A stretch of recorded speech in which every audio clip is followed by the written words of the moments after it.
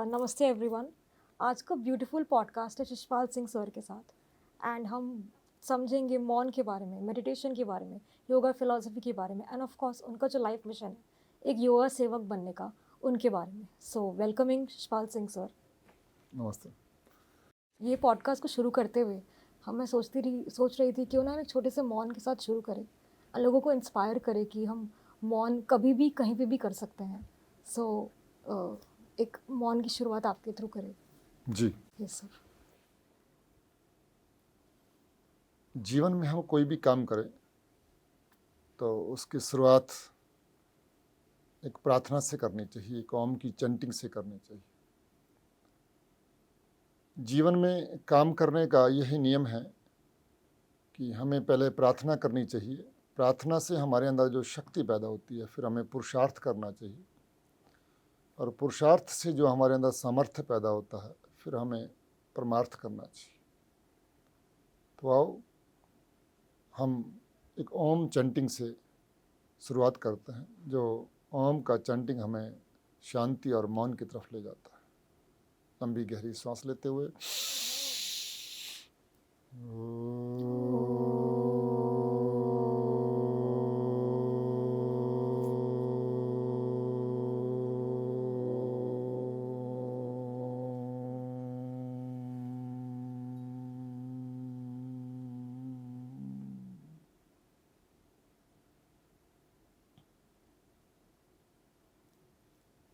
जी।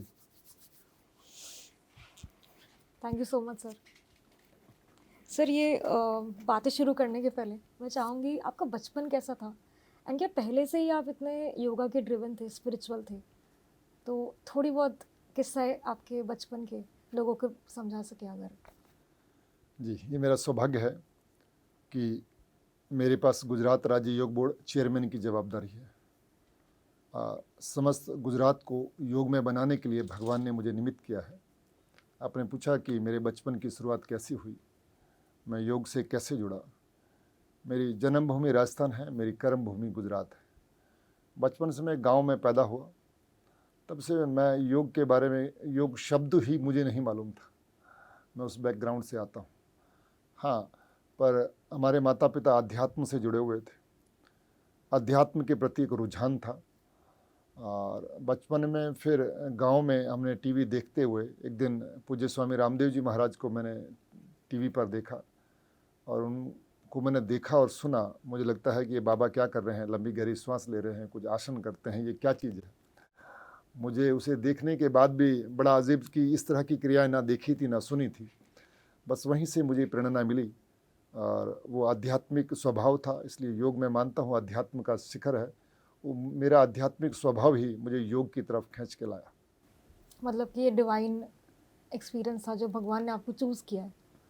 अब मुझे ऐसा लगता है कि भगवान ने मुझे निमित्त बनाया है इसी काम के लिए। राइट। अब मुझे जाके समझ में आया है कि मैं योग से क्यों जुड़ा हूँ। मैं मेरी मर्जी से, मेरी स्वेच्छा से, या मुझे किसी ने मुझे प्रमोट किया, ऐसा कुछ नहीं है। मुझे लगता है भगवान ने ही मुझे निमित्त बनाया है इस कार्य के लिए, और स्वयं ईश्वर मुझे प्रेरणा देते हैं इस काम को करने के लिए। तो बचपन से आगे बढ़ा, फिर मेरा गुजरात आना हुआ, फिर मैंने अपना व्यापार बिजनेस शुरू किया, और फिर मैंने जैसे कहा कि अचानक बाबा रामदेव को मैंने टीवी पर देखा और मुझे वहाँ से प्रेरणा मिली, तो फिर मैं योग के क्षेत्र में उतरा, और मैंने पिछले 20 साल से 2 दशक से पतंजलि का स्टेट हेड के रूप में गुजरात में काम किया। लाखों लोगों को मैंने गुजरात में योग से जोड़ा, और देश और दुनिया में भी काफ़ी जगह योग कराने का मुझे अवसर मिला। मगर अब मेरे पास एक गुजरात सरकार की ओर से एक जिम्मेदारी है, जिसमें हमारा मकसद है कि हर व्यक्ति योगी बने। और मैंने योग से मेरे जीवन में जो परिवर्तन आया है, मैंने उसको समझा है, उसको अनुभव किया है। मैं ये मानता हूँ कि योग सबसे बड़ी शक्ति है, और ये मानव जीवन अनमोल है, दुर्लभ है।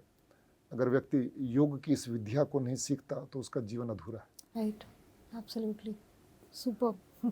जी। Sir as a yoga chairman के जो पोजीशन में आप योगा फिलॉसफी और अपना लाइफ कैसे बैलेंस कर पाते हो? क्योंकि दोनों बहुत ही अलग चीज़ हैं। एक है जहाँ पे आपको पॉलिटिकल रेल्म को, पब्लिक हेल्थ को प्रमोट करना है, और दूसरा एकदम स्पिरिचुअल है, योगिक फिलॉसफी। तो वो बैलेंस कैसे कर सकते हैं? और क्योंकि आजकल लोग भी अगर हम बात करें, उनको बिजनेस करना है, कार्यक्रम उनके जो ज़िंदगी के रहते हैं, बट एक अंदरूनी एक ख्वाहिश तो रहती है कि हम एक डिवाइन कनेक्ट हो, तो वो लोगों को कैसे बैलेंस कर सके? बहुत अच्छा प्रश्न किया सूर्य जी आपने कि योग, लोग को ये समझते हैं कि योग साधु संन्यासियों का काम है। योग का मतलब कि जंगलों में और पहाड़ों में चला जाना है और इस दुनिया को छोड़ देना है। आपने प्रश्न किया है कि आप राजनीति में रहते हुए, इस दुनिया की चकाचौंध में रहते हुए, और आप योग से भी पूरी तरह जुड़े हुए हैं, दोनों का बैलेंस कैसे कर पा रहे हैं। मैं मानता हूं कि जिस व्यक्ति ने योग को पूरी तरह समझ लिया है वो ज़्यादा जवाबदार बनता है। और योग, मैं एक शब्द में कहूं तो योग हमें विकास से जोड़ता है, भौतिक विकास और आध्यात्मिक विकास। और ये दोनों ही विकास जरूरी हैं जीवन के लिए। भौतिक विकास मतलब बाहर का विकास, और आध्यात्मिक विकास मतलब आंतरिक विकास। एक योग वो विद्या है जो हमें दोनों विकास से जोड़ती है। तो मैं जब योग से जुड़ा तो मुझे समझ में आया, और जब मैंने योग किया तब मैंने ये अनुभव किया कि योग करने से हमारे अंदर शक्ति पैदा होती है, पावर पैदा होती है। योग करने से हमारे अंदर एक जवाबदारी का भाव पैदा होता है। योग करने से हमारे अंदर प्रेम, करुणा और दया का भाव पैदा होता है। जब व्यक्ति योग करता है तो वो और ज़्यादा जवाबदार बनता है। फिर उसे खुद ही महसूस होने लगता है कि इस समाज और देश और दुनिया में बहुत से लोग रोगी हैं, दुखी हैं, पीड़ित हैं। लोगों को दिशा देने की ज़रूरत है, लोगों को रास्ता दिखाने की ज़रूरत है। अगर मुझे ज्ञान हुआ है, मुझे लाभ हुआ है, और मैं उसको लाभ को अपने तक ही सीमित रखूं, मैं खुद ही ध्यान में बैठूं या मैं खुद ही जंगल में जाके अपना स्वयं आनंद लेता रहूं, तो मैं मानूंगा कि ये जीवन के साथ न्याय नहीं है। क्योंकि भगवान ने हमें ये जीवन दिया है अपने अंदर शक्तियां प्राप्त करके समाज को नई दिशा देने की। तो इस राजनीतिक प्लेटफॉर्म की पावर से मैं समाज को, देश को योग और अध्यात्म से जोड़ना चाहता हूँ। क्योंकि ये पॉलिटिकल प्लेटफॉर्म एक बड़ा प्लेटफॉर्म है, और इस प्लेटफॉर्म से जो काम हो सकता है वो किसी एक सामान्य एनजीओ के प्लेटफॉर्म से काम नहीं हो सकता है। तो इस राजनीतिक शक्ति का उपयोग आध्यात्मिक शक्ति को बढ़ाने के लिए मुझे वो बैलेंस करना आ गया, वो मुझे संतुलन करना आ गया। और जब हम राजनीतिक प्लेटफॉर्म से काम करने जाते हैं, हमें कहीं भी, कोई भी प्लेटफॉर्म है, अगर हमारे मन में भाव सेवा का है, कल्याण का है, लोगों को आगे बढ़ाने का है, तो हर प्लेटफॉर्म हमें शक्ति देता है। अध्यात्म भी हमारे अंदर शक्ति देता है, राजनीतिक प्लेटफॉर्म भी शक्ति देता है। मैंने दोनों का कॉम्बिनेशन करके, मेरा यही भाव है कि मुझे व्यक्ति निर्माण से समाज निर्माण, राष्ट्र निर्माण और मानवता का निर्माण करना है। वाह, सुपर। सर, इतना आप कार्य करते हो तो आपका पूरा दिन कैसा होता है? एज अ योगा सेवक, बहुत ही बेहतरीन वर्ड है एक तो, एंड बहुत ही डीप भी है। क्योंकि एक चीज़, योगा के ऊपर आपको समर्पित रहना आसान काम तो है नहीं। तो आप पूरा दिन कैसे डेडिकेट करते हो और क्या करते हो, और क्या मतलब आपका दिन कैसा होता है, अगर लोगों को जानना हो तो? जी, बिल्कुल आपने सही प्रश्न किया। मेरी दिनचर्या की बात करूं, जब मैं योग से नहीं जुड़ा था तो मैं 8 बजे उठता था और रात को 12-1 बजे सोता था। मगर जब मैं योग से जुड़ा तो मेरा जीवन बदल गया। मुझे जीवन जीने का ढंग आ गया, और मुझे लगा कि जीवन जीना इतना आसान है, सफलता प्राप्त करना इतना आसान है, ये समझ मुझे योग से आई। अब मेरी दिनचर्या ये है कि मैं सुबह 4 बजे जग जाता हूँ और रात को 10 बजे तक मैं काम करता हूँ।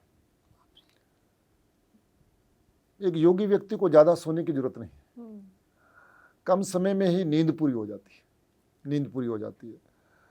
और योग के माध्यम से मैंने देखा कि अगर व्यक्ति योग करने लगे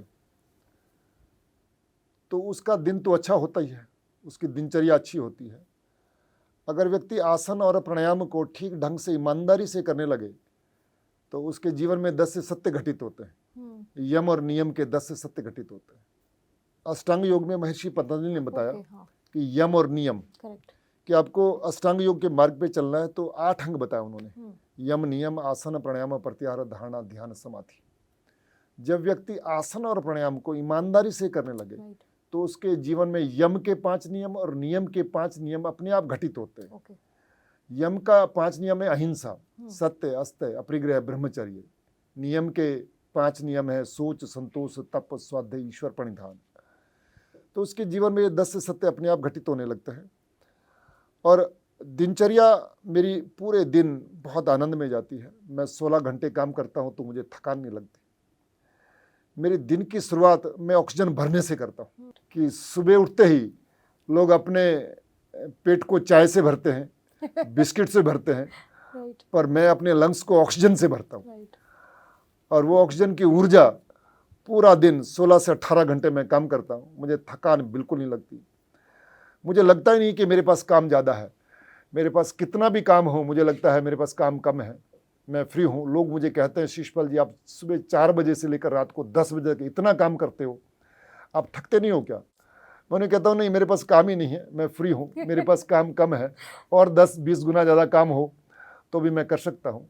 तो मैं बिल्कुल थकान के बगैर पूरे आनंद के साथ, उत्साह के साथ मैं पूरा दिन काम कर पाता हूँ, क्योंकि मैं मेरी दिन की शुरुआत प्राणायाम से करता हूँ, मंत्रोच्चारण से करता हूँ, आसनों से करता हूँ, ध्यान से करता हूँ, तो वो एनर्जी पूरा दिन बनी रहती है। राइट।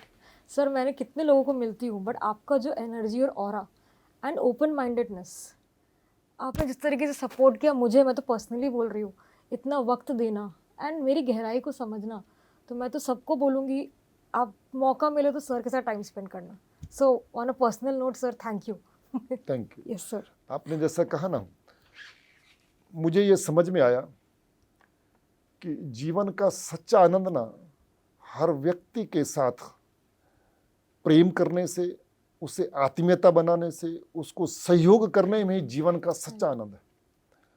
और जीवन में आप परम आनंद पाना चाहते हो तो अगर हम हर व्यक्ति को जिताना चाहें तो इससे आपका खुद का भी कल्याण होगा, पूरा समाज और पूरी मानवता का कल्याण होगा। जैसे आपने कहा कि आप मुझे मिले, मुझे कोई भी व्यक्ति मिलता है, कोई व्यक्ति मिलता है तो कोई व्यक्ति अपने आप नहीं आता, ये भगवान की एक योजना होती है, ईश्वर की एक योजना होती है। और कोई व्यक्ति छोटा बड़ा नहीं होता, सबकी अलग अलग जिम्मेदारी होती है, सबको भगवान ने उस काम के लिए निमित्त बनाया होता है। तो जब हम हर व्यक्ति में ये मान के चलें कि इस व्यक्ति के अंदर ईश्वर है, भगवान है, और वो किसी भगवान की योजना से ही मेरे पास आए हैं, तो हर व्यक्ति को उसे आदर देना चाहिए, प्रेम देना चाहिए, सम्मान देना चाहिए, उसकी बात को सुनना चाहिए और उसके काम में सहयोग करना चाहिए। तो मेरा जीवन का मंत्र है और मैं सबको ये शिक्षा देता हूँ कि कोई भी व्यक्ति संस्था आपको मिले, आपके मन में तुरंत ये भाव आना चाहिए कि मुझे इसे जिताना कैसे। ये आपका भाव आपको भी जिताएगा और पूरे विश्व का कल्याण करेगा। Correct, absolutely sir. आपकी टीम में भी मुझे बहुत खूबसूरती से दिखता है। जी sir, yoga as a tool कैसे सोसाइटी को चेंज कर सकता है हर कैटेगरी के डिपार्टमेंट में, उसमें आप कुछ बोलना चाहेंगे? देखो, समाज में बहुत बड़े परिवर्तन की जरूरत है। मैं कहता हूँ कि 4 तरह के मानव होते हैं, राक्षस मनुष्य, एक पशु मनुष्य, एक सामान्य मनुष्य और एक देव और दिव्य मनुष्य। तो योग पशु मानव को भी देव और दिव्य मानव बना सकता है। ओह, समाज में ज्ञान का अभाव है, और मैं मेरे शब्दों में बोलता हूं, पशु मानव कौन है? जिसके पास ज्ञान नहीं है, जिसके पास नॉलेज नहीं है। और कहते हैं नॉलेज इज पावर। अगर व्यक्ति के पास नॉलेज आ जाए तो पावर बन जाए, उसके पास पावर आ जाती है। तो आज सोसाइटी को चेंज करने के लिए उसे योग की बहुत जरूरत है, क्योंकि योग हमें पावर से जोड़ता है। जिस व्यक्ति के पास ज्ञान नहीं है, हिंदी में ज्ञान बोलेंगे, इंग्लिश में बोलेंगे तो नॉलेज बोलेंगे। जिस व्यक्ति के पास नॉलेज नहीं है वो पावर, वो पशु है। व्यक्ति को नॉलेज नहीं है कि कब उठना कब सोना, उसे नॉलेज नहीं है कब खाना कब नहीं खाना, क्या खाना कैसे खाना। व्यक्ति को नॉलेज नहीं है कि उसने परिवार में उसे कैसे व्यवहार करना है, माता पिता से, पत्नी से, बच्चों से, भाई से, बहनों से, समाज में उसको कैसे व्यवहार करना, उसको ज्ञान नहीं है। व्यक्ति को ज्ञान नहीं हमारे शास्त्रों का कि वेदों में क्या कहा गया, उन्हें श्रीमद् भगवद गीता का ज्ञान नहीं है, उन्हें रामायण का ज्ञान नहीं है। जो हमारे ऋषियों ने, महापुरुषों ने हजारों वर्षों के तप के बाद जो उन्होंने नॉलेज प्राप्त की, जो उन्होंने ज्ञान प्राप्त किया, वो हमारी इन शास्त्रों में है। वो छुपा हुआ ज्ञान है और वो अद्भुत ज्ञान जो हमारे जीवन में मिरेकल ला सकता है, हम उस ज्ञान को प्राप्त नहीं करते। व्यक्ति नहीं जानता अष्टांग योग क्या है, कर्म योग क्या है, ज्ञान योग क्या है, भक्ति योग क्या है, उसे नहीं मालूम। इसलिए समाज में बदलाव लाना बहुत जरूरी है और मैं मानता हूं कि योग के माध्यम से वो काम बहुत आसानी से हो सकता है। हम पूरे गुजरात भर में इस योग की क्रांति को, योग में वातावरण हमने पूरे गुजरात में बनाया हुआ है। हम बहुत बड़े बड़े कार्यक्रम कर रहे हैं। 10-10, 20-20 हज़ार लोगों की शिविर होती है। मेरी आज भी वडोदरा में 15,000 लोगों की शिविर थी। कल रिवर फ्रंट पे 10-15 हज़ार लोगों का कार्यक्रम होना चाहता है, क्योंकि हर व्यक्ति अपने में बदलाव तो लाना चाहता है। देखो, स्वस्थ किसे नहीं होना, अच्छा किसे नहीं होना। हर व्यक्ति सफल होना चाहता है, हर व्यक्ति स्वस्थ होना चाहता है, हर व्यक्ति प्रेम करना चाहता है, हर व्यक्ति आगे बढ़ना चाहता है, मगर एक वातावरण की कमी है, वातावरण की कमी। तो इस योग के माध्यम से हम समाज में एक बहुत बड़ा वातावरण बना सकते हैं। जब व्यक्ति सुबह जल्दी उठेगा, ब्रह्म मुहूर्त में उठेगा, ब्रह्म स्नान करेगा, सुबह उठते योग करेगा, तो उसके विचारों में बदलाव आएगा, उसकी सोच में बदलाव आएगा, उसकी आदत में बदलाव आएगा और वो सारी चीज़ों में पॉजिटिवली आगे बढ़ेगा। जब व्यक्ति का निर्माण होगा तो व्यक्ति निर्माण से समाज निर्माण होगा और समाज निर्माण से राष्ट्र निर्माण होगा और राष्ट्र निर्माण से मानवता का निर्माण होगा। तो मैं मानता हूँ ये कार्य योग से बहुत अच्छी तरह से हो सकता है, तीव्र गति से होता है, क्योंकि वातावरण भी अच्छा है। हमारे देश के प्रधानमंत्री आदरणीय नरेंद्र भाई मोदी खुद योगी हैं। जब देश के प्रधानमंत्री योगी हों और पूरा देश स्वास्थ्य चाहता है, तो मैं मानता हूँ इससे अच्छा समय नहीं है समाज को दिशा देने के लिए। तो हम इससे समाज को नई दिशा दे सकते हैं। सर, सितंबर 27, 2014 को योगा डे का निर्माण हुआ। वो भी एक मिशन ही था, क्योंकि कितने सालों से किसी ने सोचा ही नहीं और ये एग्जीक्यूट भी हो गया। एंड आप जिस तरीके से उसको आगे बढ़ा रहे हो, आपके कार्यालय में कितने कितने इवेंट्स हो रहे हैं आजकल, जैसे आपने मेंशन किया, तो कैसे लोग उसमें जुड़ सकते हैं, कैसे लोग और उससे फ़ायदा ले सकते हैं, और क्या क्या इनिशिएटिव अभी चालू है अपने योग गुजरात स्टेट योग बोर्ड में? आपने ठीक कहा। हमारे देश के प्रधानमंत्री आदरणीय मोदी जी ने यूएन में 2014 में इस विषय को रखा और 2015 से प्रथम अंतर्राष्ट्रीय योग दिवस मनाया जाता है। और गुजरात राज्य सरकार ने गुजरात योग बोर्ड का गठन किया, जिसका मकसद है कि 365 दिन योग हो, मात्र 21 जून एक दिन योग ना हो। हमारे माध्यम से हमारे पास पूरे गुजरात में 1.5 लाख योगा ट्रेनर हैं। 5,000 हमारी नियमित योग क्लास चल रही हैं गुजरात भर में, जिसमें लगभग 5 लाख लोग रोज हमारे साथ योग करते हैं।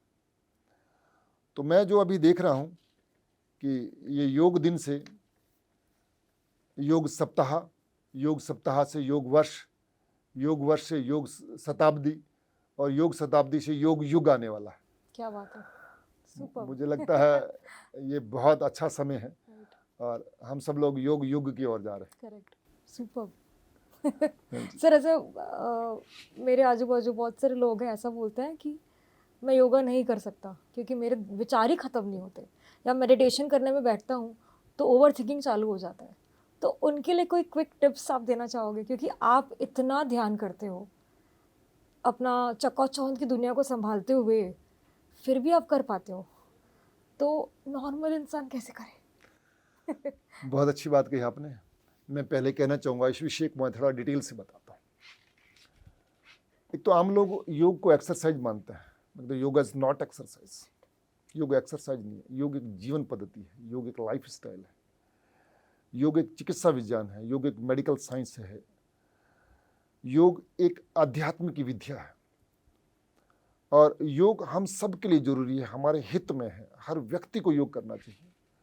मगर व्यक्ति को ज्ञान ना होने की वजह से, उसे नॉलेज ना होने की वजह से वो नासमझी में ये कह देता है कि योग मेरे लिए नहीं है और मैं ध्यान नहीं कर सकता हूँ, मेरे लिए तो मुश्किल काम है, मेरे अंदर विचार ऐसे चलते हैं, मैं ध्यान कैसे करूँ। जब तक हमें किसी चीज़ के बारे में पता नहीं होता है तो अनजाने में भी हम किसी बात के लिए कह देते हैं, जी मैं जानता नहीं इस विषय को, मुझे ये पसंद नहीं है, मैं नहीं कर पाता, तो हम इसे इग्नोर कर देते हैं। पर मैं इन युवाओं को, यूथ को ये कहना चाहूँगा कि योग को इग्नोर नहीं करना। अगर आपको लगता है कि आपको योग पसंद नहीं है, तो भी मैं आपसे कहूँगा कि योग करना चाहिए। कई बार हमारा मन कुछ काम करने के लिए ना बोलता है कि ये हमें काम नहीं करना, तो मैं उसके लिए एक सूत्र दूंगा, अच्छा काम करने के लिए मन ना करे तो भी करना चाहिए, और बुरे काम करने के लिए मन करे तो भी नहीं करना चाहिए। तो योग करना एक अच्छी बात है, अगर मन ना करे तो भी एक बार कीजिए, आप एक बार कीजिए। तो एक बार अगर आपने योग कर लिया ना, फिर आप योग को छोड़ नहीं सकते। बस आप सिर्फ 8-10 दिन 15 दिन प्रैक्टिस कीजिए। योग आपको फिजिकल हेल्थ भी देगा, मेंटल हेल्थ भी देगा, योग आपको स्पिरिचुअल हेल्थ भी देगा। मैं कहता हूं कि योग से 100 गुना शरीर बल बढ़ता है, 1000 गुना मनोबल बढ़ता है, 1,00,000 गुना अध्यात्म बल बढ़ता है। जब योग करने से हमें इतने सारे फायदे हों तो हमें योग क्यों नहीं करना चाहिए? जब हमें उस चीज़ का पता नहीं है, उसका ज्ञान नहीं है, जैसे किसी व्यक्ति के हाथ हीरा लग जाए, डायमंड लग जाए, और वो ना समझ आदमी हो, उसे जानता नहीं हो डायमंड को क्या है, उसके लिए पत्थर समान है, उसे फेंक देगा। इसी तरह हम भी ना समझ हैं, हमें पता नहीं है कि योग कितना कीमती है। योग एक कल्पवृक्ष है, जो योग की शरण में आता है वो सब कुछ पाता है।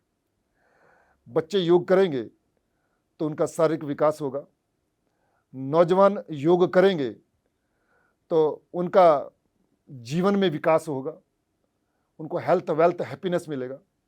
बुजुर्ग योग करेंगे तो उनको तनाव और दर्द से मुक्ति मिलेगी। तो मैं मानता हूं कि योग सबको करना चाहिए, एक बार आप इसे जरूर अपनाइए। जैसे हमने कभी रसगुल्ला ना खाया हो और एक बार खा लें, लगा नहीं ये तो बहुत टेस्टी है, और दीजिए। तो इसी तरह अगर आपने योग को शुरू किया तो आप योग करेंगे। और ध्यान के बारे में तो मैं कहूँगा, मैंने भी सुना है, काफ़ी लोग मुझे भी कहते हैं कि शिशपाल जी आंखें बंद करके बैठना ये तो वेस्ट ऑफ टाइम है, मेरे पास तो बहुत काम है, मेरे पास तो बहुत विचार हैं, और फिर मुझे इतने सारे काम करने हैं, तो मैं ध्यान कैसे करूं, और मैं ध्यान करना चाहूं तो मुझसे होता भी नहीं। तो मैं इनसे मित्रों कहना चाहूँगा, पहले तो ये ध्यान करना वेस्ट ऑफ टाइम नहीं है। जब आप आंखें बंद करके बैठते हैं तो आपका दिमाग शांत होता है। आप जितना मौन रहते हैं, जितनी देर आंखें बंद करके बैठते हैं, आपकी एनर्जी बढ़ती है, आपकी इनर पावर बढ़ती है, इनर पीस बढ़ता है, और अंदर की शक्ति से ही बाहर के काम होते हैं। जितनी आपकी इनर पावर बढ़ेगी उतनी आपकी बाहर की पावर बढ़ेगी। तो ये सिंपल है, ध्यान करने में आपको कुछ प्रयत्न नहीं करना, बस आप आंखें बंद करके बैठिए और श्वासों के ऊपर ध्यान देखिए और दृष्टा भाव में आ जाइए। आप कुछ भी प्रयत्न ना करें, आपके विचार चल रहे हैं तो आप विचारों को देखते रहिए, आप विचारों को ऑब्जर्व करिए। दृष्टा भाव से मुक्त होकर आप साक्षी भाव में आ जाइए कि विचार चल रहा है तो ये विचार चल रहा है, उसे देखिए। जैसे ही आप विचार को देखोगे तो विचार भाग जाएगा, क्योंकि जिस तरह किसी चोर को चौकीदार देखता है तो चोर भाग जाता है, ऐसे ही हम किसी विचार को देखेंगे तो विचार अपने आप भाग जाएगा, अपने आप भाग जाएगा। सिर्फ देखना शुरू करो तो आपके जो अनगिनत विचार चल रहे हैं, आपको लगेगा कि धीरे धीरे शांत होने लगेंगे, अपने आप शांत होने लगेंगे। और जब आप विचार शून्य हो जाओगे ना, फिर आपके अंदर आनंद और परमानंद जागेगा। आपको लगेगा तो मैंने तो बहुत बड़ी गलती की कि मैंने ध्यान नहीं किया। और फिर आपके अंदर ध्यान करने से आपकी पावर बढ़ेगी, इनर पावर बढ़ेगी, आपकी इम्यूनिटी बढ़ेगी, आपकी मेमोरी शार्प होगी, आपकी याद शक्ति बढ़ेगी। और नहीं तो उम्र बढ़ती है तो याद शक्ति कम हो जाती है। आजकल नौजवानों की तनाव से, स्ट्रेस से, ओवर थिंकिंग से याद शक्ति कम होगी। वो घर में चाबी कहाँ रखी है वो भूल जाते हैं, शूज़ कहाँ रखे वो भूल जाते हैं, घर का सामान कहाँ रखा का भूल जाते हैं। मैं कहता हूँ कि अगर जो व्यक्ति रोज नियमित रूप से ध्यान करेगा उसकी याद शक्ति बच्चों जैसी होगी। जो व्यक्ति रोज नियमित ध्यान करेगा वो 10 साल, 20 साल, 50 साल, 100 साल तक की बातें उसे याद आने लगेगी। 100 साल तक नहीं, मैं ये मानता हूँ कि जो व्यक्ति ध्यान करता है उसे 100, 200, 500 सालों की बात भी याद आने लगेगी, जन्मों जन्मों की उसे बात याद आने लगेगी। तो योग एक साइंस है, योग एक मेडिकल साइंस है, योग एक सुपर साइंस है, योग बियॉन्ड द साइंस है। और ध्यान अष्टांग योग में 7वीं अवस्था महर्षि पतंजलि ने ध्यान की बताई थी। तो आप जरूर कीजिए, ओवर थिंकिंग से भी बचोगे, आप तनाव से भी बचोगे। योग आपको हेल्थ से भी जोड़ेगा, वेल्थ से भी जोड़ेगा, हैप्पीनेस से भी जोड़ेगा, पावर से भी जोड़ेगा, पॉजिटिविटी से भी जोड़ेगा, पीस से भी जोड़ेगा, जो एक्चुअली हम सबको चाहिए। सबको चाहिए, सबको चाहिए। सर योगा में आपका क्या आइडिया है कि 50 साल के बाद अगर हम जो अभी विजन कर रहे हैं इंडिया में, अगर ये फिलॉसफी बढ़ जाए तो इंडिया का ग्रोथ कैसा होगा? हमारे देश के प्रधानमंत्री आदरणीय नरेंद्र मोदी जी 2047 तक भारत को विकसित राष्ट्र बनाना चाहते हैं। हम अपनी स्पिरिचुअल लैंग्वेज में कहें तो भारत को विश्व गुरु बनाना चाहते हैं। मैं देख रहा हूँ आने वाले 50 सालों में भारत का भविष्य बहुत उज्जवल है। भारत नहीं, पूरी दुनिया का भविष्य बहुत उज्जवल है। जिस तरह हम योग को प्रमोट कर रहे हैं और लोग योग से जुड़ रहे हैं, मैं मानता हूँ देश और दुनिया के लोग आने वाले 50 साल में सारे लोग योग करने लगेंगे, सारे लोग योग करने लगेंगे। क्योंकि अंततः हर व्यक्ति को ये बात में समझ में आ गई कि इनर पीस, इनर पावर से ही हमें आनंद और परमानंद मिलेगा। जीवन में अर्थ बहुत जरूरी है। पैसा, पद, प्रतिष्ठा, यश सब कुछ चाहिए, व्यक्ति के पास सब कुछ होना चाहिए, मगर इन सब का आनंद तभी मिलेगा जब हम आध्यात्म से जुड़ेंगे, जब हम ध्यान से जुड़ेंगे, जब हम योग से जुड़ेंगे। मैं देख रहा हूँ कि आने वाले 50 वर्षों में, जैसे हम गुजरात में नेक्स्ट ईयर से योग एक विषय के रूप में गुजरात सरकार उसे लागू करने जा रही है। हमारे देश के प्रधानमंत्री आदरणीय मोदी जी स्वयं योग को प्रमोट कर रहे हैं। वो एक योग ब्रांड एम्बेसडर के रूप में पूरी दुनिया को योग दे रहे हैं। और अब तो भारत से ज़्यादा बाहर के लोगों में योग बहुत बड़ा प्रचलन में आ गया है। तो जब कोई चीज़ बाहर से आती है ना, तो हम भारतीय भी उसे एक्सेप्ट करने लगते हैं। योग हमारा है, मगर अब ये बाहर से आने लगा, योग योगा बन के आया है, तो हमें इसे भी प्यार करने लगे हैं। तो मैं बहुत आशावान हूँ। मुझे ऐसा लगता है कि आने वाले 50 साल में हर बच्चा योग करेगा और बचपन से ही उसके मूल में, संस्कारों में योग आ जाएगा, तो वो उसे जीवन भर करेगा। जब हर व्यक्ति योगी बन जाएगा, फिर रोग खत्म हो जाएंगे, क्रोध खत्म हो जाएगा, तनाव खत्म हो जाएगा, और इसी को मैं कहता हूँ योग युग आएगा। मुझे लगता है 50 सालों के अंदर अंदर ही योग युग आने वाला है। सर, अगर 10 मिनट के लिए भी जिस तरीके से, स्पेशली मेरे एज में जो 20 साल के नौजवान हैं, उनको स्ट्रेस, रिलेशनशिप्स, करियर इश्यूज, इतना कंपटीशन, डिजिटल एडिक्शन, तो योगा का कोई आसन आपका है एडवाइस कर सको जो स्पेशली यूथ करे, ताकि सब्सटेंस अब्यूज़, ड्रग अब्यूज़, ये सब जो चल रहा है उससे हम छुटकारा पा सके? आपने बहुत अच्छा प्रश्न किया। आजकल जो यूथ है वो काफ़ी समस्याओं से घिरा हुआ है, तनाव से, स्ट्रेस से। इसका वातावरण बन गया है कि स्कूल कॉलेजों में नशा की प्रवृत्तियाँ भी बहुत बढ़ने लगी। तो ये हम सब के लिए चिंता का विषय है कि देश को विकसित राष्ट्र बनाना हो तो हमारे युवाओं को हमें बलवान बनाना पड़ेगा, हमारे युवाओं को हमें पावरफुल बनाना पड़ेगा, हमारे युवाओं को हमें सशक्त बनाना पड़ेगा। हमारे युवा कैसे होने चाहिए? हनुमान जैसे होने चाहिए, जिनके पास शरीर बल अपार हो। मगर ये नशा उन्हें बर्बादी की तरफ ले जा रहा है। ये उनकी दिनचर्या उनको कमज़ोर कर रही है, उनको शारीरिक और मानसिक रूप से कमज़ोर बना रही है। युवा रात को 2-2, 4-4 बजे तक जागते हैं। युवाओं का खान पान, आहार ठीक नहीं है, उनका विचार ठीक नहीं है, उनकी आदतें ठीक नहीं है। तो मैं मानता हूँ, युवाओं से मैं आह्वान करना चाहूँगा कि आप देश के भविष्य हो और आपके अंदर अपार शक्ति है, आप जो चाहो वो कर सकते हो।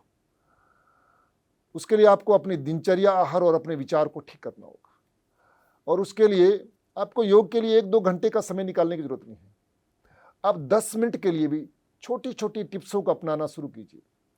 आपको स्ट्रेस कम होगा, नशे की आदतों से छुटकारा मिलेगा, बहुत क्रोध, एंजाइटी, इन सब चीज़ों से आपको मुक्ति मिलेगी। 10 मिनट खाली आप अनुलोम विलोम कर लें जब समय मिले, लंबी गहरी श्वास ले लें, सिंपल लंबी गहरी श्वास ले लें। कितना भी तनाव हो, आजकल मैं देख रहा हूँ कि युवा इतने डिप्रेशन में आ गए कि सुसाइड भी करते हैं। 10th 12th के एग्ज़ामों के बाद, कैरियर में उनको अच्छा जॉब ना मिलने के बाद वो निराश हो जाते हैं, हताश हो जाते हैं। अगर वो लंबी गहरी श्वास, एक ही टिप्स मैं उनको देना चाहूँगा कि वो लंबी गहरी श्वास लेना शुरू कर दें। लंबी गहरी श्वास से उनका आत्मबल बढ़ेगा। प्राण बल से आत्मबल बढ़ता है, प्राण बल से मनोबल बढ़ता है, और मनोबल से संकल्प बल बढ़ता है। फिर व्यक्ति में जीवन में सारे वो संकल्प उनके साकार हो सकते हैं, सारे स्वप्न साकार हो सकते हैं। तो योग में वो सूर्य नमस्कार करें, बिल्कुल आसान टिप्स है। अपना 10 मिनट का समय निकाल के वो सूर्य नमस्कार 10 बार सूर्य नमस्कार कर सकते हैं। वो 2-5 मिनट के लिए भस्त्रिका प्रणाम करें, लंबी गहरी श्वास लें। 2-5 मिनट के लिए कपालभाति करें, श्वास को बाहर छोड़ें। 2-5 मिनट के लिए अनुलोम विलोम करें, एक नाक से श्वास लें, दूसरे से बाहर छोड़ें। वो यूट्यूब पे, गूगल पे जाके सर्च करें भस्त्रिका, कपालभाति, अनुलोम विलोम, उनको वीडियो मिल जाएंगे। और फिर आंखें बंद करके थोड़ी देर बैठे ध्यान करें। मैं देख रहा हूँ युवा भी काफ़ी इस तरफ आ रहे हैं, काफ़ी युवा इस तरफ आ रहे हैं। मैं अभी थोड़े दिन पहले विपासना में गया था, तो मुझे वहाँ 22-23 साल के 10-15 युवा मिले। 10 दिन का मेडिटेशन कैंप करते हैं। मैंने देखा उनके चेहरे पे तेज, उनके क्या सुंदर विचार, क्या उनके अंदर शांति, उनका ओरा कितना ऊंचा ओरा हो। अगर युवा योग करने लगे ना, तो उसके चेहरे की चमक बढ़ जाती है, उसका ओरा बढ़ जाता है, और उसके सारे सपने वो साकार कर सकते हैं। और ये मानव जीवन बहुत दुर्लभ है, अनमोल है, बेशकीमती है। मैं युवाओं से कहना चाहूँगा, मित्रों, ये ईश्वर की अपार कृपा से हमें ये जन्म मिला है, और आप इस जन्म में अपने सारे स्वप्न साकार कर सकते हैं। बस आप योग को अपने जीवन में लाइए, योग को अपनी दिनचर्या में लाइए, अपने आहार को ठीक कीजिए, डेड फूड खाना बंद कीजिए, लाइव फूड खाना शुरू कीजिए, तो आपका जीवन बदलेगा। सर मैंने 2.5 साल पहले योगा और मेडिटेशन शुरू किया। मतलब जो मज़ा आता है ना आजकल, एंड मैं भगवान को जो बोलती हूँ भगवान मेरी बात सुनता है। तो मैं तो सच सबको बोलूँगी। और आपने जो इतने मस्त छोटे छोटे टिप्स दिए हैं, छोटा सा सांस लेना है, एक सूर्य नमस्कार करना है, एकदम 10 मिनट में भी कर सकता है, तो इससे बड़ी चीज़ तो कुछ हो ही नहीं सकती। बिल्कुल, आपने कहा, जैसे आप भी युवा हैं, कि जब मैंने योग को अपनाया है, तो मतलब लगता है कि हमने अब तक योग नहीं किया तो कितना खो दिया, कितना खो दिया।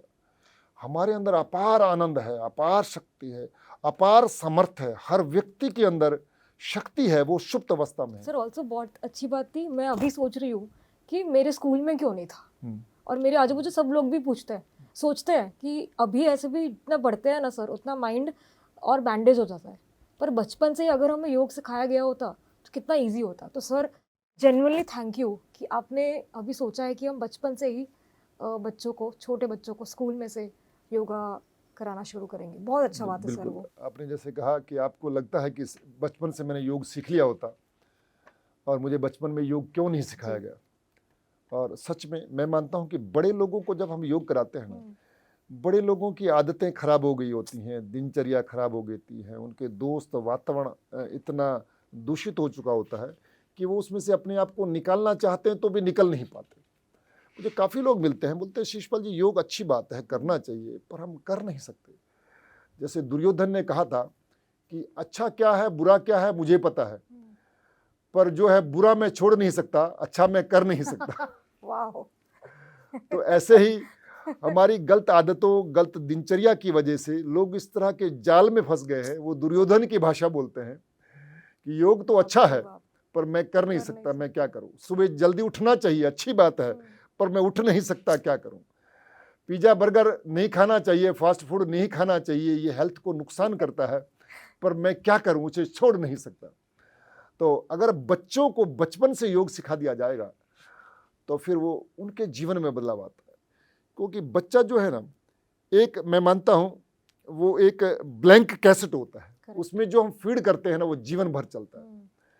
इसलिए हम इसके ऊपर फोकस कर रहे हैं गुजरात राज्य योग बोर्ड के और माध्यम से कि बच्चों को योग कराया जाए। हमारे गुजरात राज्य के मुख्यमंत्री, आत्मज्ञानी और आध्यात्मिक मुख्यमंत्री भूपेंद्र भाई पटेल जी, वो भी चाहते हैं कि बचपन से ही बच्चों को योग, अध्यात्म से जोड़ा जाए, तो उससे बच्चों का भी विकास होगा, समाज का भी विकास होगा और राष्ट्र का भी विकास होगा। सर बहुत ही खूबसूरत चीज़ है। सर जैसे आपने बताया कि अभी हम अपने बोर्ड में योगिक विजडम को स्प्रेड कर ही रहे हैं, तो और कौन कौन से इनिशिएटिव्स हैं जो कि योगिक विजडम और मेडिकल साइंस को जोड़ के हम अपने दुनिया के लिए कर रहे हैं? योग बोर्ड के माध्यम से हमारा सबसे बड़ा मकसद है कि योग में गुजरात बने और एक योग के क्षेत्र में एक मॉडल स्टेट बने गुजरात। तो उसके लिए हम एक तरफ हम काम कर रहे हैं कि योगा ट्रेनर तैयार कर रहे हैं और हम उनको मोटिवेट कर रहे हैं कि वो अपने घर के आसपास, अपनी सोसाइटी में, गांव में एक योग क्लास चलाएं। हम उनको मानद वेतन दे रहे हैं, उनको ट्रेनिंग दे रहे हैं, उनको सर्टिफिकेट दे रहे हैं, उन्हें मोटिवेट कर रहे हैं। तो एक तरफ हम वो कर रहे हैं कि समाज का आम व्यक्ति योग से जुड़े। दूसरी तरफ हम बच्चों पर एक समर कैंप करते हैं, हर बार समर कैंप। बच्चों को हम योग के साथ, उन्हें वेदों के मंत्र, श्रीमद् भगवत गीता के मंत्रों के साथ, उनका आहार में क्या लेना, मोबाइल से बच्चे दूर रहें, बच्चों के अंदर संस्कार पैदा हों, सुबह उठ के माता पिता को प्रणाम करें, तो बच्चों के ऊपर हम फोकस कर रहे हैं। स्कूल में तो योग के विषय के रूप में हम प्रयत्न कर रहे हैं कि नेक्स्ट ईयर से गुजरात सरकार उसे लागू करेगी, मगर हमारे जो योगा ट्रेनर हैं, योग कोच हैं, वो समर कैंप के माध्यम से स्कूलों में जाके योग संवाद और योग शिविरों के माध्यम से भी हम बच्चों को योग से जोड़ रहे हैं। और हम जेलों में भी जाके जेल के कैदियों को भी योग से जोड़ रहे हैं कि जेल के जितने भी कैदी हैं वो जेल से बाहर निकल कर आकर आम नागरिक के रूप में जीवन जिए, हम उससे प्रमोट कर रहे हैं। मैं अभी थोड़े दिन पहले एक जेल में गया था, तो मुझे एक बहुत बड़ा व्यक्ति मिला जो जेल में था। वो बहुत सुखी था और संपन्न व्यक्ति था। उसने कहा कि सर मुझे क्रोध आ गया और मुझसे एक पाप हो गया और मैंने किसी का मर्डर कर दिया और मैं जेल में आ गया, मुझे बहुत पछतावा है। अगर मुझे योग पहले मिल गया होता तो आज मैं जेल में नहीं होता। ये उसके शब्द हैं। और मैं भी मानता हूँ जेल में वही व्यक्ति जाता है जिसकी मन की ब्रेक फेल हो जाती है। करेक्ट। और योग मन को ही काबू में लाता है, मन को ही नियंत्रित करता है, मन को ही संतुलित करता है, मन को ही पावर देता है। तो हम जेलों में काम कर रहे हैं, हम बच्चों के ऊपर काम कर रहे हैं, हम हर सोसाइटी में काम कर रहे हैं, हम युवाओं के लिए योगासन स्पर्धा करवा रहे हैं। युवाओं के लिए योगासन स्पर्धा, क्योंकि युवाओं में योगासन करने में, पावर योगा करने में उनका एक आकर्षण होता है। हम उनको ईयरली लगभग 2 करोड़ रुपए तक का प्राइज भी देते हैं बच्चों को प्रमोट करने के लिए, योगासन स्पर्धा करा रहे हैं। इसलिए अलग अलग तरह से भी हम, जैसे डायबिटीज़ डे आता है, हार्ट डे आता है, तो हृदय रोग से कैसे बचना है पूरे गुजरात में उसके लिए शिविर करते हैं। डायबिटीज़ डे आता है तो डायबिटीज़ में क्या योग करना, कैसे करना, दिनचर्या जीवन कैसे जीना है, उसके लिए हम कार्यक्रम करते हैं। तो इसी तरह अलग अलग विभिन्न तरीके से हम पूरे गुजरात को योग में बनाने के लिए काम कर रहे हैं। Right sir. एंड सबसे खूबसूरत बात है, अभी एवरी मंथ मैं देखती हूँ 15,000, 10,000 छोटे बच्चे, अब हर कैटेगरी को कवर कर रहे हो। तो मेरे दिल से थैंक यू सर कि आप इतना दिलो जान लगा के ये पूरा लगी पड़े हो। Thank you. सर ये करते समय आपको क्या क्या चैलेंजेस आता होगा, बिकॉज ये कोई छोटी बात नहीं है, ना ही कोई, एक ऑलरेडी योगा एक डिफ़िकल्ट सब्जेक्ट है, उसको स्प्रेड करना है, समझाना है, क्योंकि ये एक बिहेवियर चेंज है, हैबिट चेंज है। तो सर चैलेंजेस तो भर भर के आते होंगे। तो सर आपको क्या क्या चैलेंजेस आते हैं और आप कैसे उससे बेहतरीन कर पाते हो? बिल्कुल, आपने कहा कि आगे बेटर कर पाते हो। जीवन में मुश्किलें आती हैं, चैलेंजेस आते हैं, हर काम में चैलेंजेस आते हैं।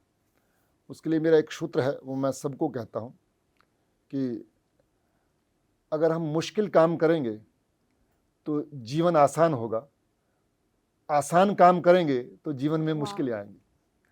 तो इसलिए मुश्किल काम को हम उसे चैलेंज के रूप में एक्सेप्ट करते हैं और वो ज़रूर करते हैं। और मैं ऑडियंस को भी कहना चाहूँगा कि जीवन में आपको जो मुश्किल काम लगे ना, उसे तो ज़रूर कीजिए। हमें इस योग को आगे बढ़ाने के लिए हमें काफ़ी मुश्किलें आती हैं, पर हम इसमें लगे हुए हैं। हमें बहुत से लोग कहते हैं जी योग हमें नहीं करना, योग तो हमारे लिए नहीं है, हमसे तो सुबह उठा नहीं जाता, हम योग नहीं कर सकते। हम स्कूल में योग को लागू करने की बात करते हैं तो हमें ऐसा फीडबैक आता है जी बच्चे कैसे योग करेंगे, तो पॉसिबल नहीं है। ये सारी चीज़ें, क्योंकि योग का वातावरण नहीं है। हम गांव में जाते हैं, मज़दूरों को बात करते हैं, किसानों को बात करते हैं, वो बोलते हैं हम तो मजदूरी करते हैं, हम तो रोज़ योगा करते हैं, हमको योगा करने की ज़रूरत ही नहीं है। तो हमें लगता है कि हम किसी से बात करते हैं तो प्रथम तो लगता है कि ऐसा रिस्पॉन्स आता है कि मैं योग कर नहीं सकता हूँ, मेरे लिए योग है नहीं, बड़ा मुश्किल काम है, सुबह उठा नहीं जाएगा, बैठा नहीं जाएगा, प्रणाम होना पॉसिबल नहीं है। पर हम निरंतर इसमें लगे हुए हैं, हम निरंतर लगे हुए हैं और इसमें हमें बहुत बड़ी सफलता मिल रही है।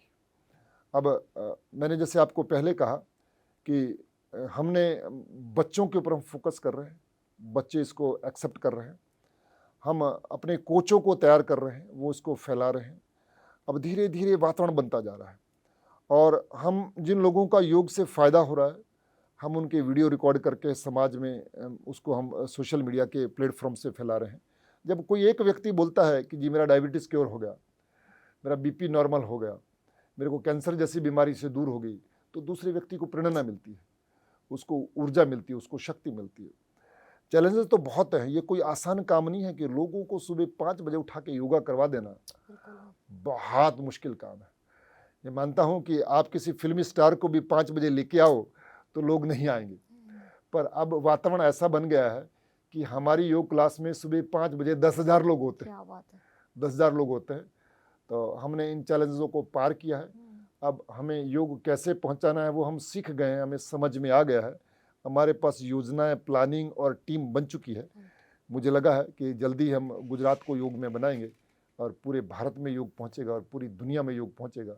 सभी लोग हेल्थ, वेल्थ, हैप्पीनेस से जुड़ेंगे और इस धरती पर एक स्वर्ग स्थापित होगा। करेक्ट, मेरे को दिख ही रहा है सर। जी। सर अगर इस सभी इनिशिएटिव में हम सिटीजन्स जुड़ना चाहे तो किस तरीके से हम जुड़ सकते हैं सब कैटेगरीज में, जी, या सपोर्ट भी करना चाहे या किसी को सपोर्ट भी चाहिए? जैसे आपने कहा कि योग में हम सब लोगों को कैसे जोड़ सकते हैं, लोग हमसे कैसे जुड़ना चाहे, तो मैं गुजरात राज्य योग बोर्ड का प्लेटफॉर्म है हमारा GSYB, गुजरात स्टेट योग बोर्ड। हमारी वेबसाइट पर आके विजिट करके आपको योग करना है तो हमारी योग क्लासें कितनी चल रही हैं वो आप उससे जुड़ सकते हो।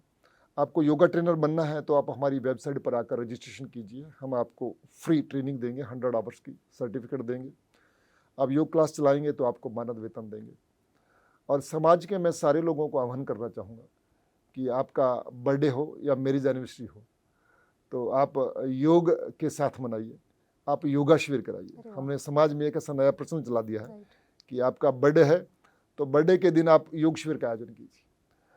मैं मानता हूँ कि ज़्यादातर लोग बर्थडे, मैरिज एनिवर्सरी कैसे करते हैं, वो होटल में जाते हैं, 5 स्टार में जाते हैं, रात को बर्थडे सेलिब्रेट करते हैं, फिर लोग वहाँ नशा करते हैं, खुद भी बर्बाद होते हैं और जिन्हें बुलाते हैं उन्हें भी बर्बाद करते हैं।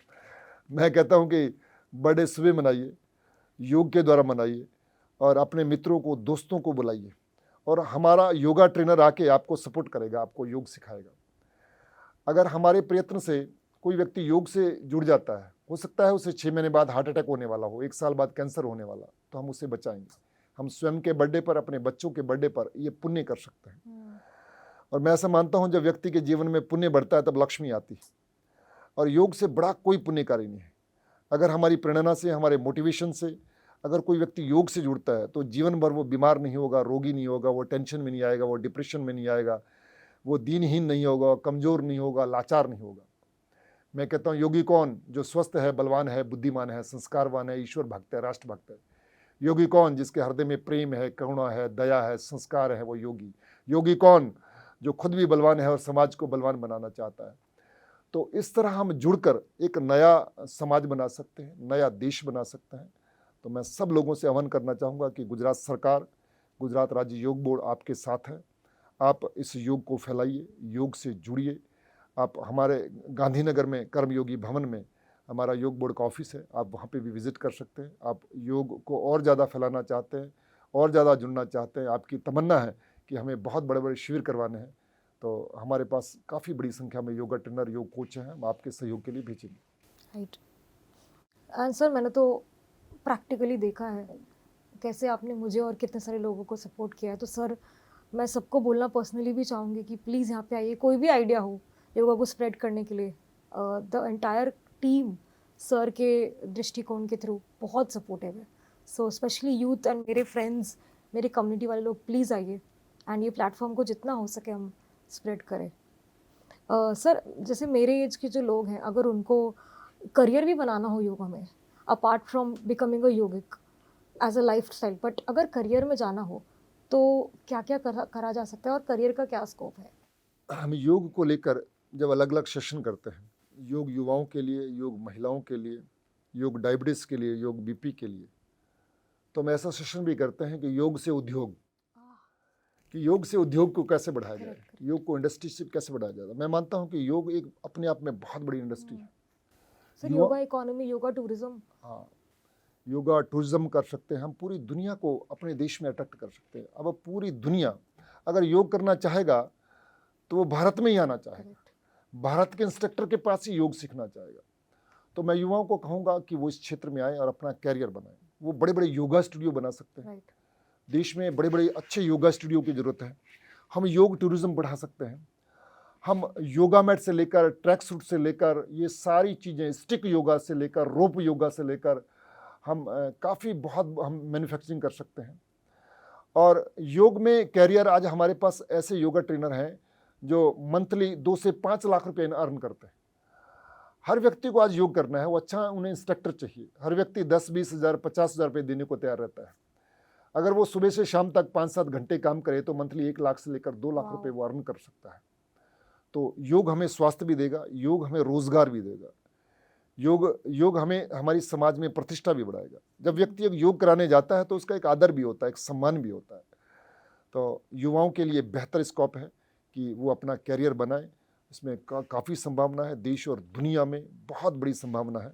तो मैं मानता हूँ इसे आगे बढ़ना चाहिए। अभी मैं वियतनाम के देश की बात करूँगा। मेरे पास एक लेडीज़ वियतनाम से आई थी, तो उन्होंने कहा कि हमारे देश में 11,000 योगा स्टूडियो, 11,000 योगा स्टूडियो, जबकि योग हमारा है और हमारे देश में योगा स्टूडियो नहीं। तो मैं युवाओं से कहूँगा कि आप योगा स्टूडियो बनाइए। इसमें आपको बहुत अच्छे इनकम के सोर्स हैं, बहुत अच्छे इनकम के सोर्स हैं, और गुजरात राज्य योग बोर्ड के माध्यम से हम योग का पूरा वातावरण बना रहे हैं। राइट। आई थिंक मैन्युफैक्चरिंग से लेकर, टीचिंग से लेकर, रिटेल से लेकर सभी सेक्टर है जो हम योग में कवर कर सकते हैं। एंड आई थिंक सबसे सस्ता सुविस्ता स्टार्टअप में बोलूँगी योगा में हो सकता है। हाँ बिल्कुल, तो बहुत ही खूबसूरत चीज़ है ये। बिल्कुल सबसे सस्ता स्टार्टअप है। आपने योगा स्टूडियो बना के कि इसके लिए हमें बहुत इंस्ट्रूमेंट नहीं लाने, कोई मशीनें नहीं लाने, बहुत इन्वेस्टमेंट नहीं करना। एक अच्छा सा योगा स्टूडियो बना के व्यक्ति को अपने शरीर पे ही काम करना है, उसे हमें स्टेप देने सिखाना है। तो नेचुरल है, आपने जैसे कहा कि बहुत कम पैसे में सबसे सस्ता स्टार्टअप और सबसे ज़्यादा मुनाफा इसमें मिलेगा। एब्सोल्युटली, योग एंड उद्योग। हाँ, योग से उद्योग। करेक्ट। एंड सर आपका जो सपोर्ट भी रहता है बोर्ड का, उसके थ्रू मार्केटिंग भी होगा। तो आई थिंक हमने ऐसी योजना भी बनाई है कि जो लोग योगा स्टूडियो खोलना चाहते हैं तो गुजरात राज्य योग बोर्ड, गुजरात सरकार की ओर से हम उन्हें सपोर्ट भी करेंगे। तो एक योगिक वर्च्यू जो आप पूरे दिन में अप्लाई करते हो, कोई पर्टिकुलर आसन या आप वो करते ही हो, कौन सा है वो? मुझे जो है ना, एक प्राणायाम, एक जो सबसे अच्छा लगता है वो भस्त्रिका प्राणायाम। भस्त्रिका, मैं भस्त्रिका 5-10 मिनट फास्ट तीव्र गति से करके और फिर ध्यान में बैठ जाता हूँ, और फिर मैं आनंद और परमानंद से जुड़ जाता हूँ। मुझे लगता है कि दुनिया का राजा मैं हूँ। वाह सर, कभी गुस्सा आता है आपको? गुस्सा आता है, मगर गुस्सा आ रहा है उसका पता होता है। राइट। गुस्सा आ रहा है उसका पता होता है। और मैं मानता हूँ कि इस जीवन को जीने के लिए क्रोध से मुक्त हो जाएं, ऐसी कोई दवा नहीं, ऐसी कोई विद्या नहीं, मगर हमें बुद्धिपूर्वक, समझपूर्वक, विवेकपूर्वक गुस्सा करना चाहिए। गुस्सा जिस व्यक्ति के प्रति आना चाहिए, गुस्सा उसके हित के लिए आना चाहिए, उसके भले के लिए आनी चाहिए। क्या बात। पर हमारे गुस्सा अंदर नहीं होना चाहिए। पहले हम ये तय करें कि हम जिस व्यक्ति पे गुस्सा कर रहे हैं उसके प्रति क्या हमें ईर्ष्या द्वेष है, क्या उसके प्रति हमारे अंदर नफरत है। हम जब किसी व्यक्ति पे गुस्सा करते हैं वो तो सुन के चला जाता है, मगर हम पूरा दिन, 1 दिन 2 दिन 4 दिन हम खुद अपने गुस्से में खुद जलते हैं। अगर कभी गुस्सा करने की जरूरत भी पड़े, गुस्सा बाहर होना चाहिए, अंदर नहीं होना चाहिए। सर आप मेडिटेशन जब करते हो तो पर्सनली आपको मौन चाहिए कि म्यूजिक चाहिए? मौन चाहिए। सर आई थिंक इंडिया तो योगा का गोल्ड है, तो आपका कोई फेवरेट योगी जो है हिस्ट्री से अभी भी कोई भी?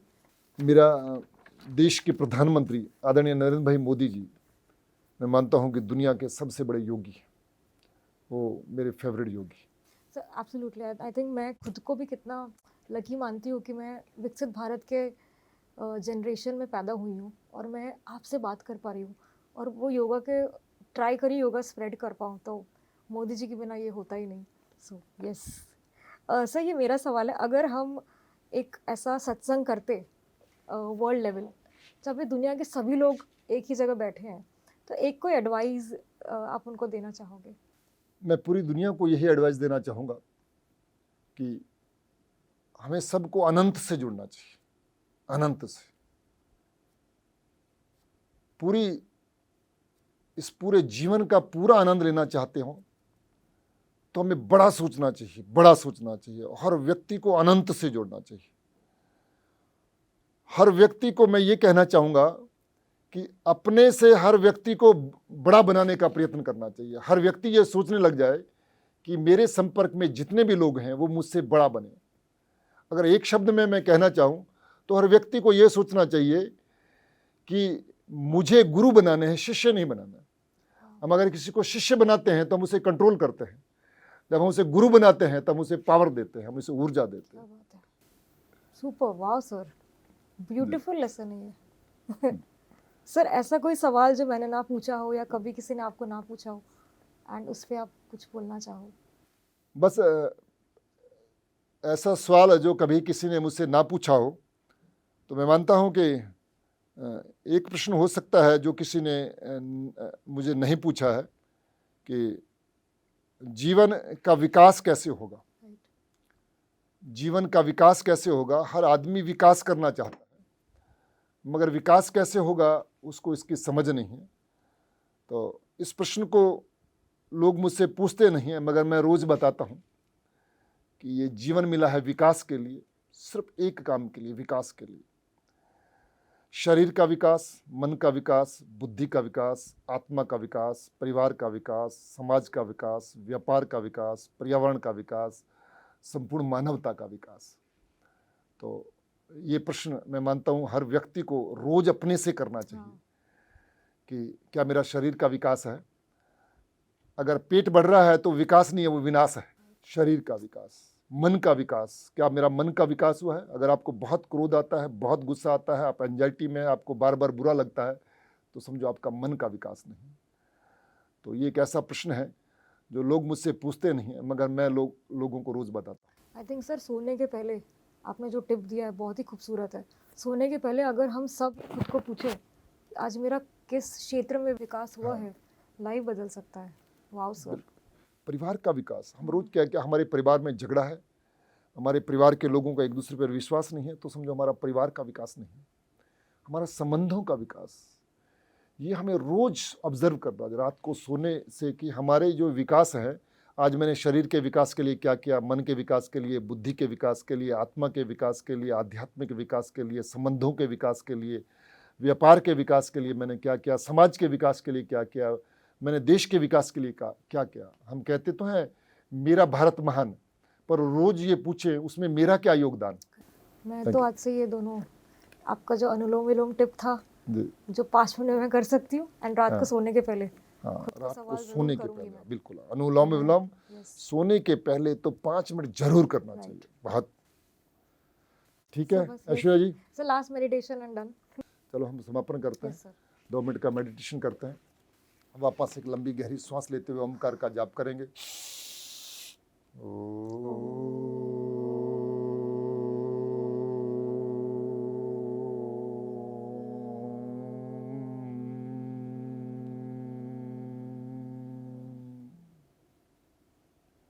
आंखें बंद रखते हुए हमें श्वासों पर ध्यान रखना चाहिए, हर आती जाती श्वास को देखना चाहिए। बस कुछ नहीं करना, दृष्टा भाव से अपनी श्वास को और अपने विचारों को देखते रहिए, और यही ध्यान आपको शांति की तरफ ले जाएगा, यही मौन आपको शक्ति की तरफ ले जाएगा।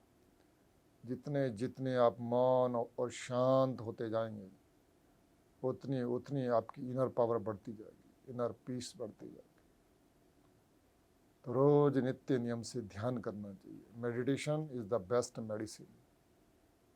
ध्यान एक सुपर विज्ञान है, अगर व्यक्ति के हाथ लगे तो उसके जीवन में चमत्कार होता है। तो आओ अपनी दिनचर्या में इस ध्यान को शामिल करें।